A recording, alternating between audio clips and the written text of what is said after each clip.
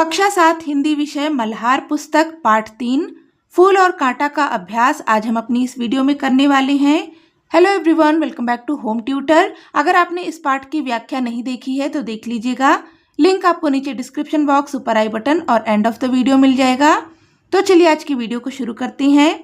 तो अभ्यास में सबसे पहले यहाँ पर पाठ से संबंधित प्रश्न दिए गए हैं मेरी समझ से। इसमें पहला है, कविता के आधार पर नीचे दिए गए प्रश्नों का सटीक उत्तर कौन सा है, उसके सामने तारा बनाइए।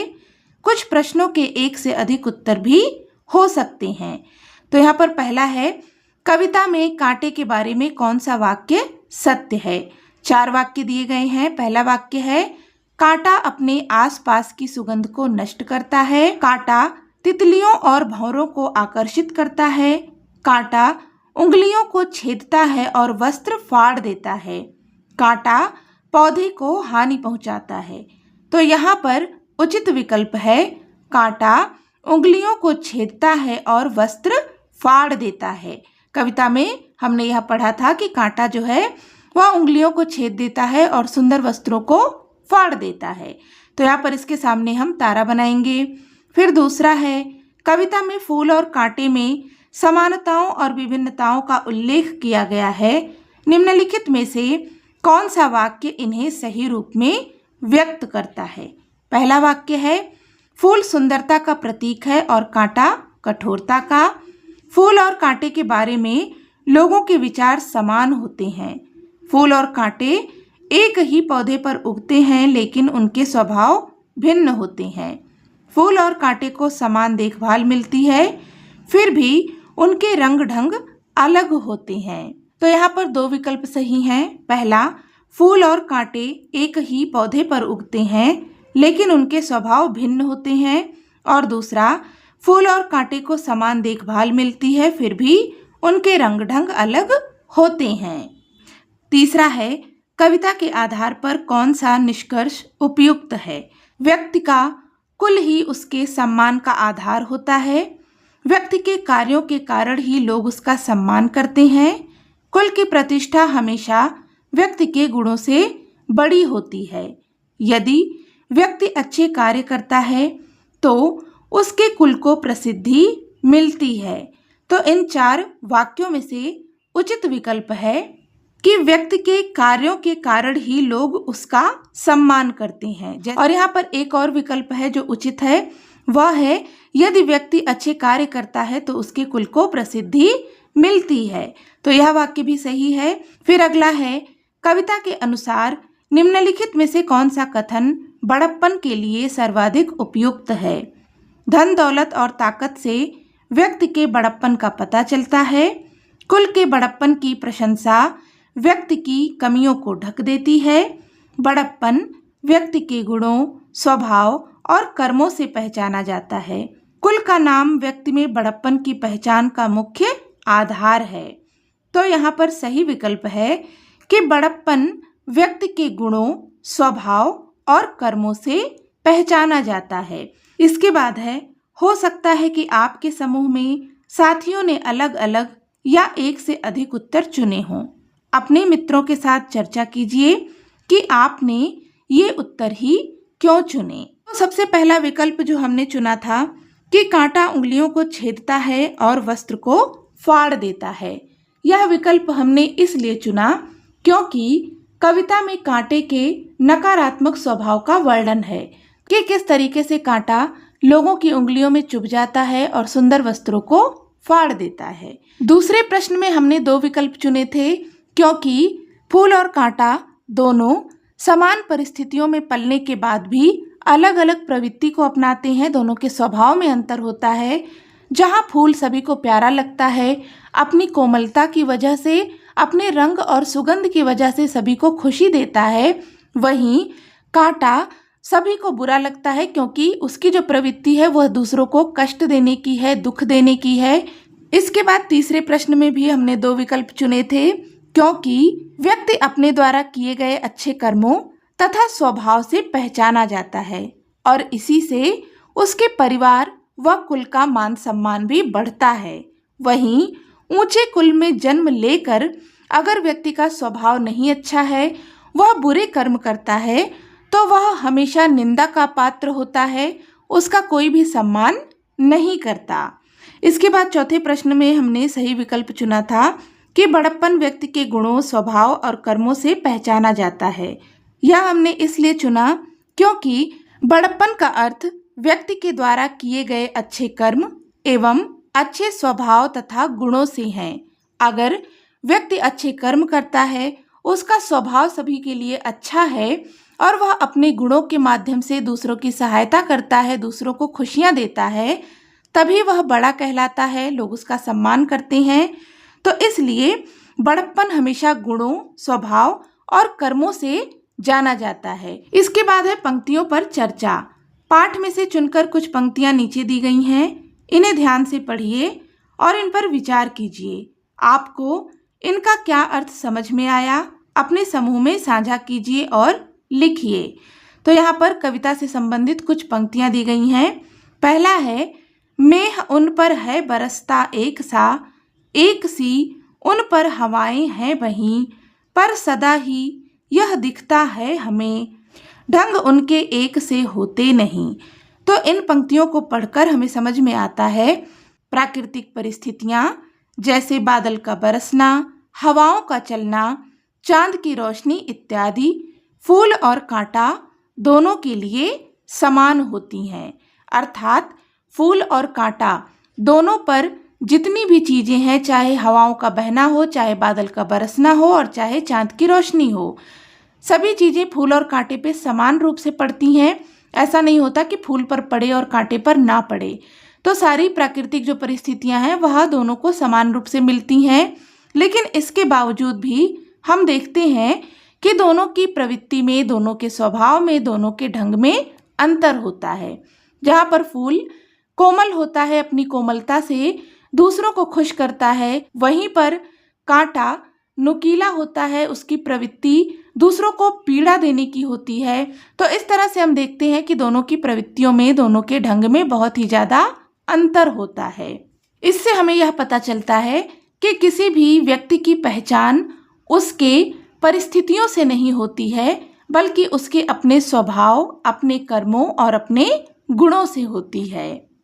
दूसरा है, किस तरह कुल की बड़ाई काम दे, जो किसी में हो बड़प्पन की कसर।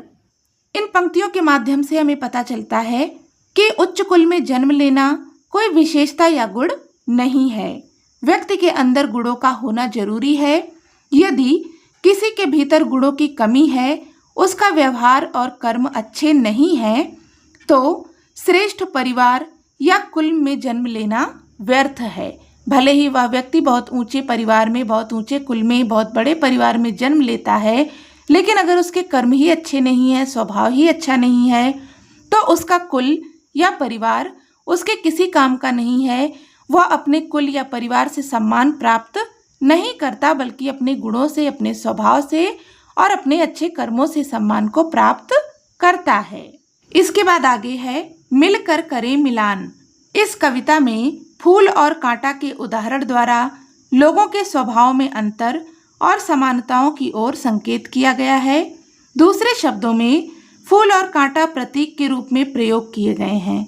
अपने साथियों के साथ मिलकर चर्चा कीजिए कि फूल और कांटा किस किस के प्रतीक हो सकते हैं। इन्हें उपयुक्त प्रतीकों से जोड़िए। तो इस कविता में फूल और कांटा प्रतीक के रूप में प्रयोग किए गए हैं। इन्हें हमें क्या करना है, अलग अलग प्रतीकों के साथ में जोड़ना है। जैसे कि फूल किसका प्रतीक है, तो देखो यहाँ पर बहुत सारे शब्द दिए गए हैं। सबसे पहले यहाँ पर है दया, तो फूल जो है वह दया का प्रतीक है, यानी कि फूल दयालु होता है, दया दिखाता है, तो फूल दया का प्रतीक है। फिर फूल अच्छाई का प्रतीक है, फूल सुख का प्रतीक है। फूल बहुत सुंदर होते हैं तो फूल सुंदरता का प्रतीक है। फूल बहुत ही कोमल होते हैं तो फूल कोमलता का प्रतीक है। और फूल को देखकर हमें आनंद की अनुभूति होती है, इसलिए फूल आनंद का प्रतीक है। फूल जो है परोपकार करने वाला होता है, वह अपनी गोद में तितलियों को बिठाता है, अपना मीठा रस पिलाता है, यानी कि वह परोपकार करता है। तो फूल परोपकार का प्रतीक है। फूल प्रेम का प्रतीक है। फूल प्रसन्नता का प्रतीक है, हमें प्रसन्नता प्रदान करता है। इसके बाद कांटा किसका प्रतीक है? कांटा स्वार्थ का प्रतीक है। कांटा बुराई का प्रतीक है।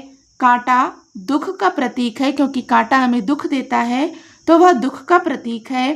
कांटा कठोरता का प्रतीक है और कांटा लोगों को पीड़ा पहुंचाता है तो कांटा पीड़ा का प्रतीक है। इसे हम मिला देंगे। इसके बाद आगे है सोच विचार के लिए। कविता को एक बार पुनः ध्यान से पढ़िए, पता लगाइए और लिखिए। पहला है, कविता में ऐसी कौन सी समानताओं का उल्लेख किया गया है जो सभी पौधों पर समान रूप से लागू होती है?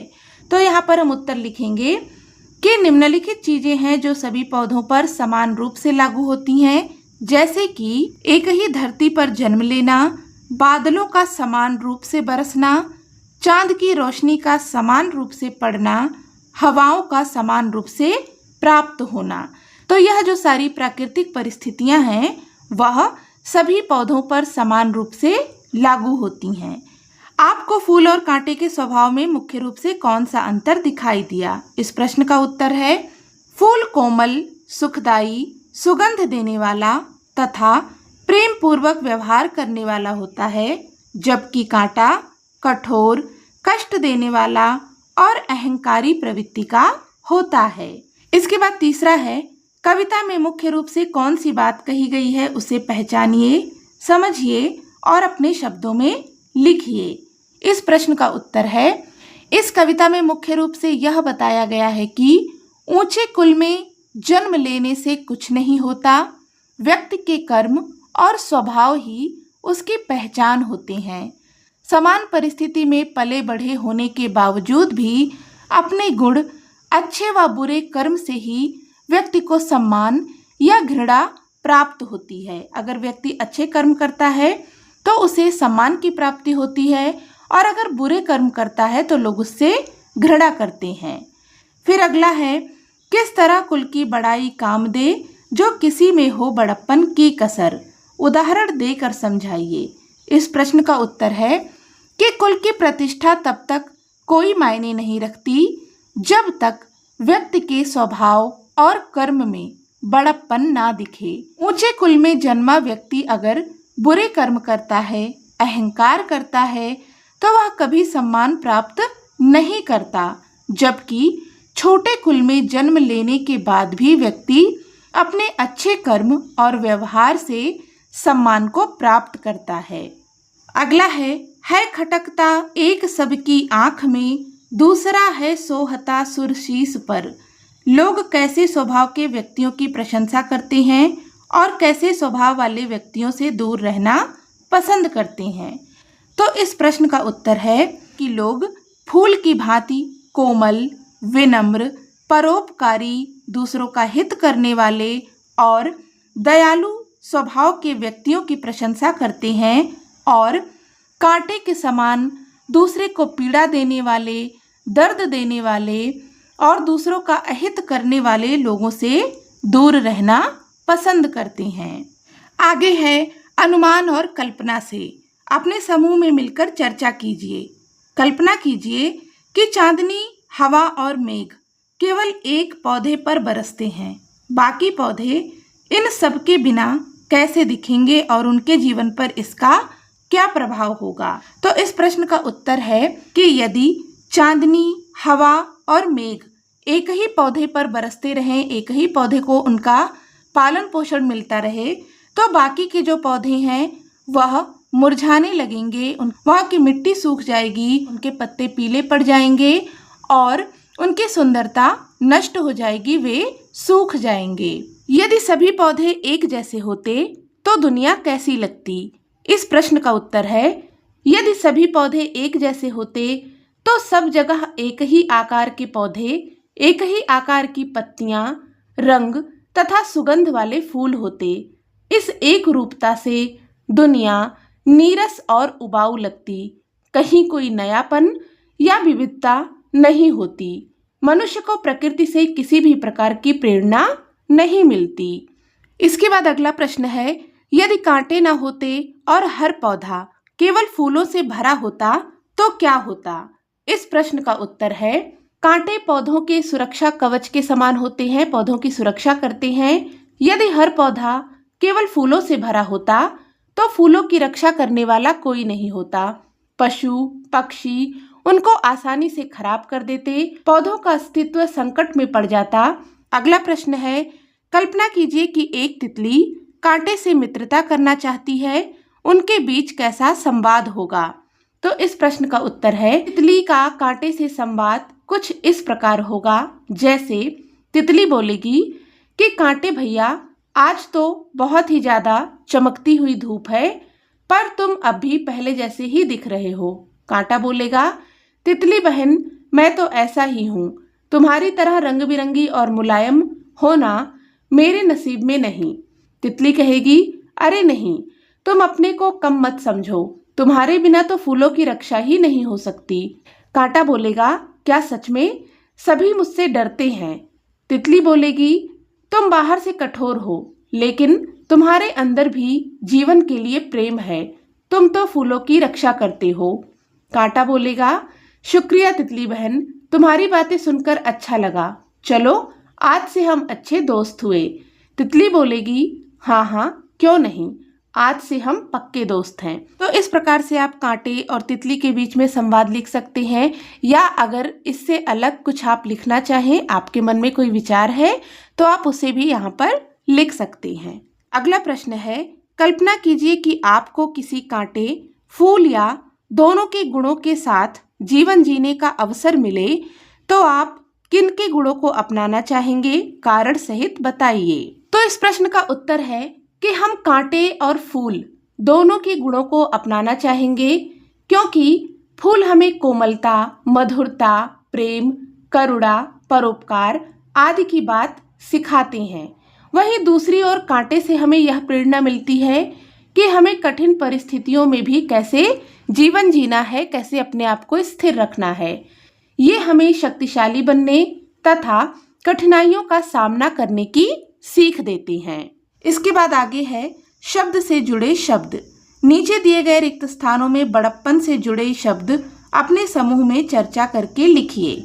तो हमें बड़प्पन इससे जुड़े हुए शब्द यहाँ पर लिखने हैं, जैसा कि एक उदाहरण में दिया गया है, संतोष। इस प्रकार से यहाँ पर हमें और भी शब्द लिखने हैं, जैसे कि यहाँ पर हम लिख सकते हैं आदर, सम्मान, नम्रता, मृदुभाषिता यानी कि मीठा बोलना, दयालुता और संयम। आगे है बड़प्पन। बड़प्पन शब्द बड़ा और पन से मिलकर बना है। इसका अर्थ होता है बड़ाई, श्रेष्ठ या बड़ा होने का भाव, महत्व, गौरव। इसका उपयोग मुख्य रूप से व्यक्तित्व, गुण और चरित्र की ऊंचाई या महानता बताने के लिए किया जाता है। जैसे उनकी सादगी और बड़प्पन ने सबका मन जीत लिया। नीचे कुछ शब्द दिए गए हैं जो किसी भाव को व्यक्त करते हैं। इनमें से जो शब्द बड़प्पन के भाव व्यक्त करते हैं उन पर एक गोला बनाइए। जो बड़प्पन का भाव व्यक्त नहीं करते हैं उनके नीचे रेखा खींचिए। तो यहाँ पर आप देख सकते हैं बहुत सारे शब्द लिखे हैं। इनमें से जो शब्द बड़प्पन का भाव बताते हैं उन पर हमें गोला करना है, और जो नहीं बताते उनके नीचे हमें रेखा खींचनी है। तो देखो यहाँ पर सहनशीलता, यह शब्द बड़प्पन का भाव बताता है, तो इस पर हम गोला लगा देंगे। इसी प्रकार से दया, विश्वास, उदारता, विनम्रता, त्याग, संतोष, समर्पण, आदर, सम्मान, निष्ठा, परोपकार, सद्भावना, यह जो सारे शब्द हैं वह बड़प्पन का भाव बताते हैं।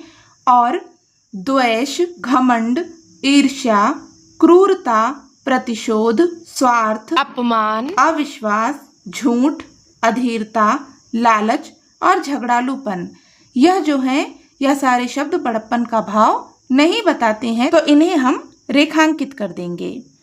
अगला प्रश्न है कविता की रचना। फूल लेकर तितलियों को गोद में, भौर को अपना अनूठा रस पिला, निज सुगंधों और निराले रंग से, है सदा देता कली का जी खिला। इस पंक्ति में रेखांकित शब्द पर ध्यान दीजिए। क्या आपने इस शब्द को पहले कहीं पढ़ा है? यह शब्द है और।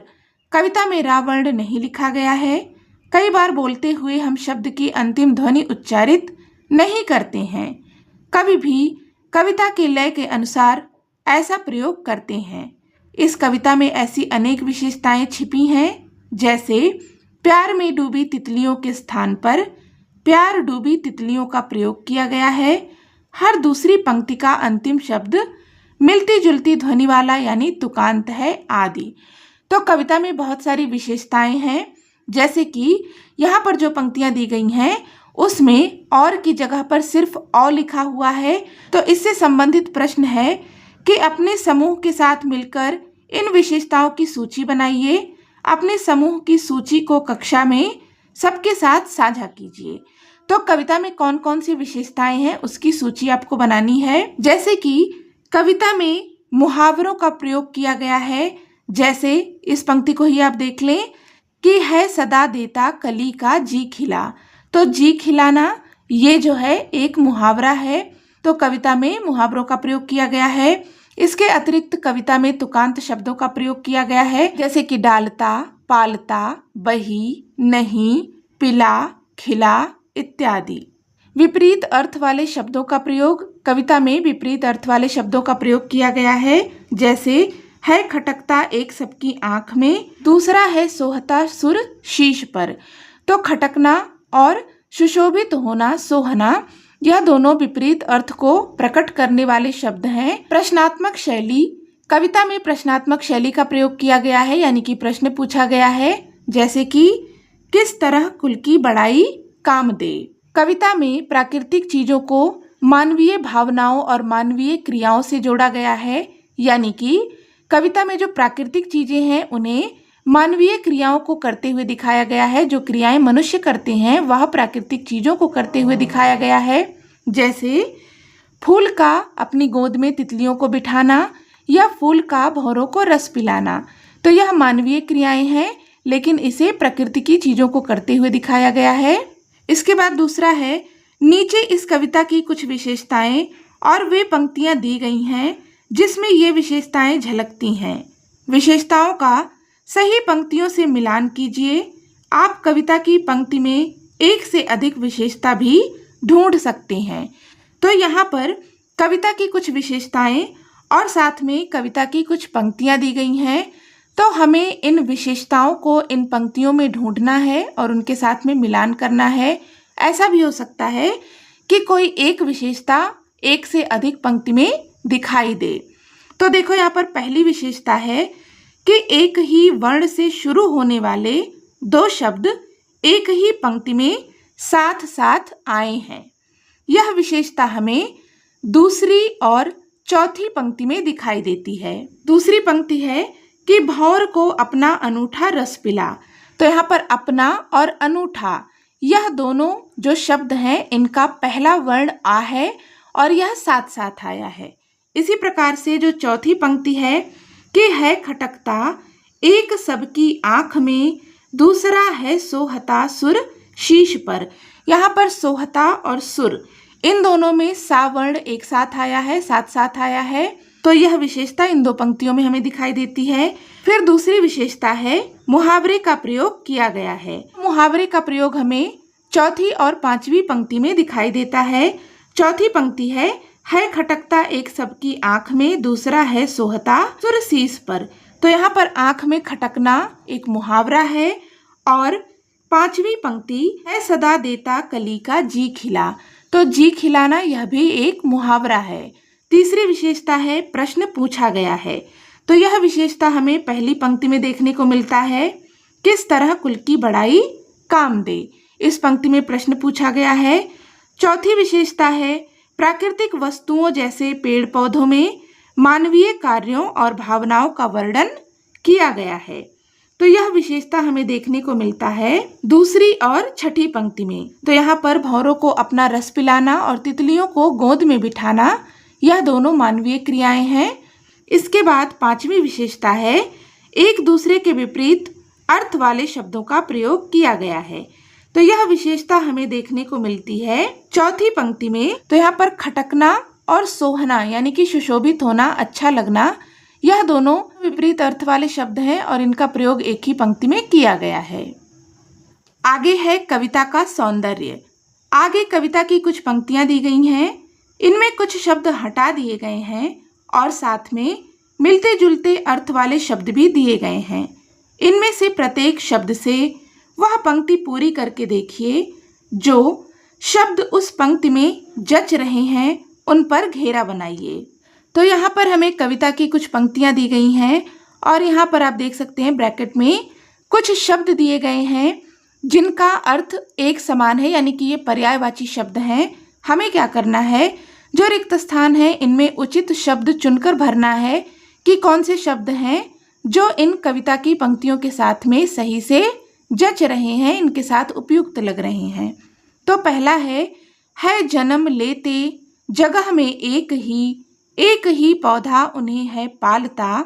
फिर यहाँ पर रिक्त स्थान है, मैं उन पर चमकता रिक्त स्थान भी, एक ही सी चांदनी है डालता। यहाँ पर ब्रैकेट में है रात, रात्रि, रजनी, निशा। इन सब का अर्थ होता है रात। रात को ही, ये सब रात के पर्यायवाची शब्द हैं। रात को हम रात्रि भी कहते हैं, रजनी भी कहते हैं और निशा भी कहते हैं। तो यहाँ पर इस पंक्ति में हम लिखेंगे रात। और जो दूसरा रिक्त स्थान है इसके लिए शब्द दिया गया है शशि, चंद्रमा, चांद, राकेश, इंदु। तो इसके लिए उपयुक्त शब्द है चांद। इस तरीके से यह जो पंक्तियां हैं वो पूरी हो जाएंगी। है जन्म लेते जगह में एक ही पौधा उन्हें है पालता, रात में उन पर चमकता चांद भी, एक ही सी चांदनी है डालता। दूसरा है, यहाँ पर सबसे पहले रिक्त स्थान है, उन पर है बरसता एक सी उन पर। फिर रिक्त स्थान दिया गया है बही, पर सदा ही यह दिखता है हमें, ढंग उनके एक से होते नहीं। यहाँ पर पहला जो रिक्त स्थान है इसे पूर्ण करने के लिए शब्द दिए गए हैं मेघ, बादल, मेघ, जलद। तो इसके लिए उपयुक्त शब्द होगा मेघ। और दूसरा जो रिक्त स्थान है इसके लिए शब्द दिए गए हैं वायु, पवन, समीर, मारुत, बयारें, हवाएं। तो यहाँ पर लिखने के लिए उपयुक्त शब्द है हवाएं।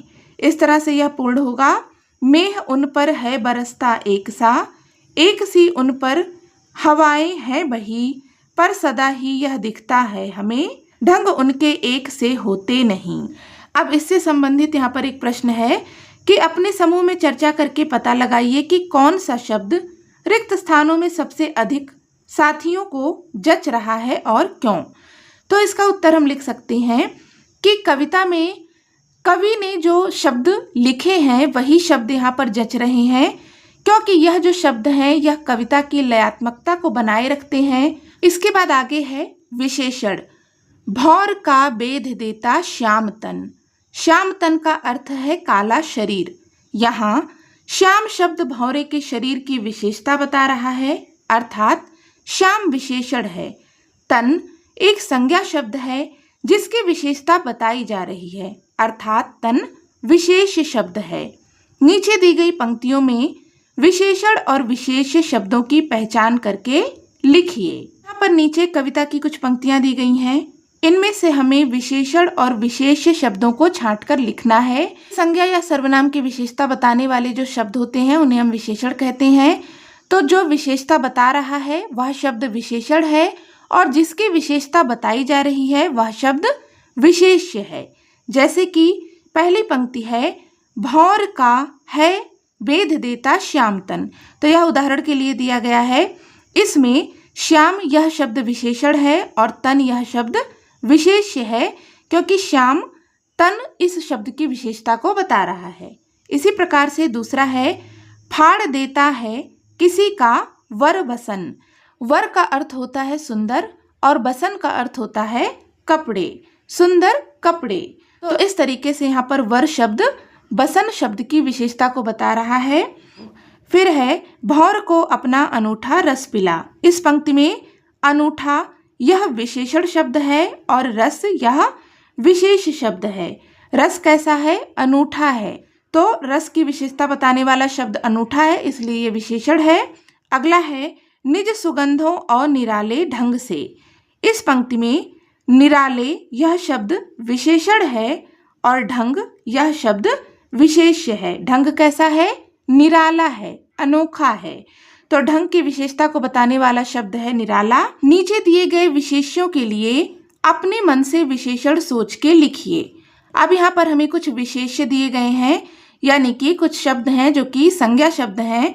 इनके लिए हमें विशेषण शब्द ढूंढने हैं, ऐसे शब्द जो इनकी विशेषता को बता सकें। जैसे कि पहला शब्द यहाँ पर है फूल, तो फूल की विशेषता बताने वाले शब्द क्या हो सकते हैं? तो आप सोच कर देखिए कि फूल कैसा होता है। फूल सुंदर होता है, फूल कोमल होता है, फूल सुगंधित होता है, फूल रंग बिरंगा होता है।